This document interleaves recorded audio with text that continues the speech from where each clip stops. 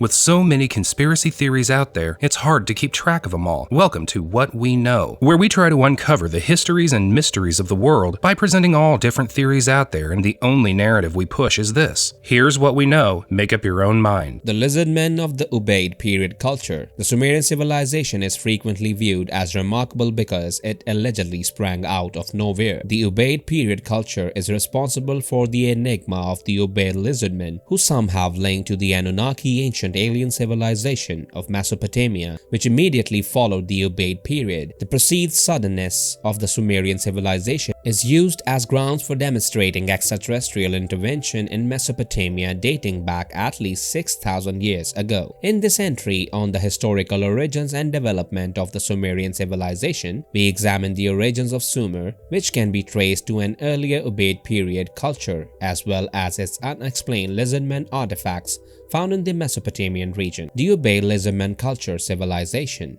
Sumerian origins. The first human settlements in Sumer were from 4500 to 4000 BC, and it's quite probable that they date to an even earlier period. The Ubaid people were the first settlers and are notable for developing farming, raising cattle, weaving textiles, carpentry, pottery, and brewing beer. Ubaid farming communities also built towns and village settlements, including small temple structures, which would later serve as the blueprint for much large Sumerian temples, such as the Great Ziggurat at Ur. After a period of interaction, mainly through trade in metals and minerals, most notably the lapis lazuli, which later became a Sumerian signature used in jewelry and state monuments like Babylon's famous Gate of Ishtar, the Ubaids intermingled with surrounding groups to form the group collectively referred to as Sumerian. This later period from around 3000 BC marked the beginning of Sumerian civilization proper, beginning with the construction of Eridu, the first Sumerian city-state. Eventually, these city-states expanded to include Nippur,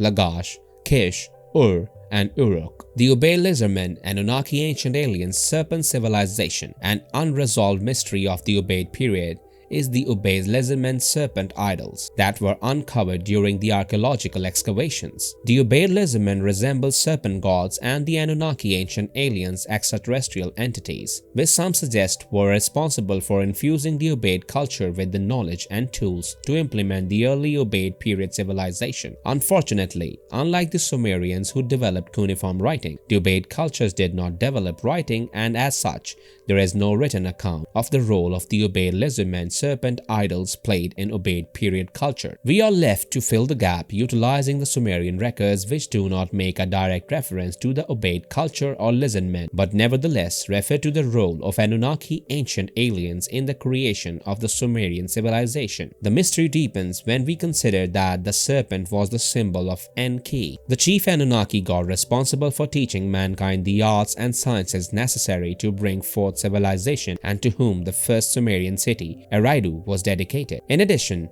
the spread of the serpent cult to other early ancient realms associated with the Anunnaki in Mesoamerica, Egypt, and the Indus Valley suggests that the possibility that the Lizardmen of the Ubaid may very well be the Anunnaki ancient aliens referred to in Sumerian texts. The Quetzalcoatl tradition of Mesoamerica, Egypt's serpent cult symbolized by Thoth or Ninjishida in Sumerian, and the Naga serpents of the Indus Valley. All these serpent-based cults came to exist in areas or regions denoted specifically as designated Anunnaki areas of control and influence in these Sumerian texts. Further speculation can also be found in the Reptilian conspiracy, suggesting that these serpent entities are actually the reptilian entities that founded civilization and remain in control of the reins of power today from behind the shadows. The reptilian perspective gets more interesting when one considers the information provided by African traditional healer shaman Credo Mutwa in an interview with David Icke, in which he confirms the arrival of reptilian entities in Africa called the Chitauri, who also introduced language and farming to ancient Africa. Is the featured homepage documentary, and I can only suggest that you check it out and draw your conclusions. Conclusion: the Ubaid period culture, it would be a mistake to treat the Sumerian civilization as sudden, due to its historical traces and evolution dating back to the earlier Ubaid period culture. Nevertheless, since the Ubaid civilization did not leave a record of the role played by the Ubaid Lizardmen serpent-like gods, we are left with the records of the Sumerian civilization, which state that their civilization has been bestowed by the Anunnaki ancient alien gods. In particular, a serpent god who seeded civilization and also had the world's first city dedicated to him. Furthermore, this cult appears to have expressed itself in all parts of the world in which early civilization can be traced. To add to the mystery, we have confirmation of the reptilian presence in ancient Africa. In the final analysis, whilst the Sumerian civilization had a clear historical predecessor in the Ubaid civilization, some questions relating to how the civilization was seeded and guided remain unanswered. What role was played by these early Ubaid Lizardmen serpent beings, and are these entities the Anunnaki ancient alien extraterrestrials referred to in the Sumerian texts?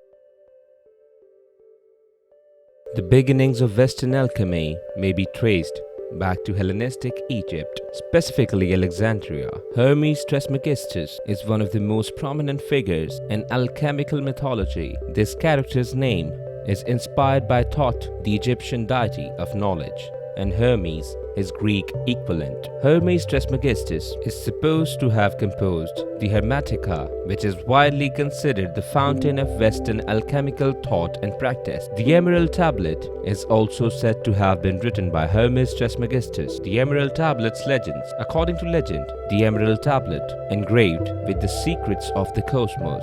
The origins of the original Emerald Tablet are unknown, thus it is shrouded in folklore. According to legend, the tablet was discovered gripped in the hands of Hermes Trismegistus's body in a collapsed grave beneath the statue of Hermes in Tyana. In myth, the Emerald Tablet's founder is the Egyptian deity Thoth, who according to Armano May, split his wisdom into 42 plates of emerald, codifying the vast scientific laws that govern the universe. The Hermetic tablets were skillfully buried after the gods' fall, according to tradition, so that no human could uncover them. Only Thoth was able to recover the mysterious book upon his return to that dimension. Another legend claims that it was originally written by Seth, Adam and Eve's third son. Others speculated that the tablet previously belonged to the Ark of the Covenant. Some even argue that the ancient city of Atlantis was the source of the Emerald Tablet, disseminating the Emerald Tablet's stories. While different assertions have been made about the Emerald Tablet's origins, no reliable proof has been discovered to back them up.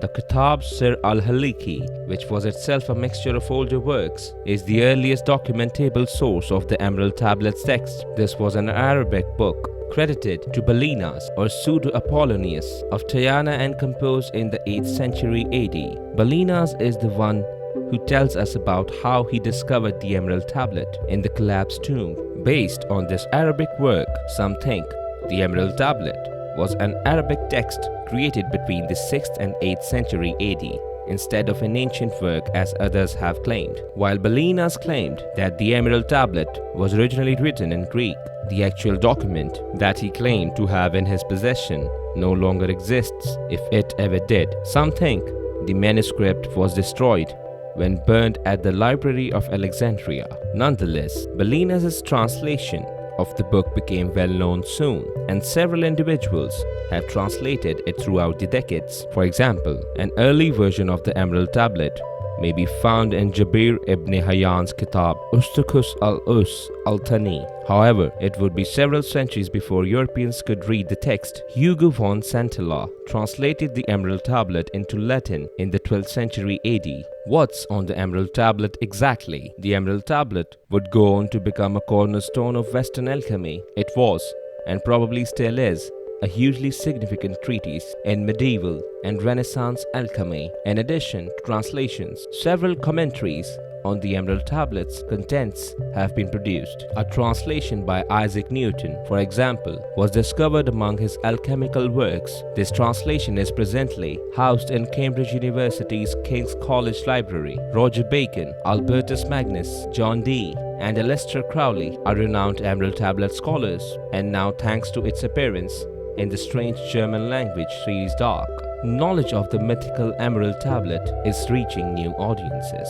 The Emerald writing is a piece of esoteric text, thus its interpretation is not simple. According to one interpretation, the passage depicts 7 steps of alchemical transformation: calcination, dissolution, separation, conjunction, fermentation, distillation, and coagulation. Despite the different interpretations accessible, it appears that none of the authors claim to know everything there is to know. Readers are also urged to study the material and interpret and discover the hidden truths for themselves.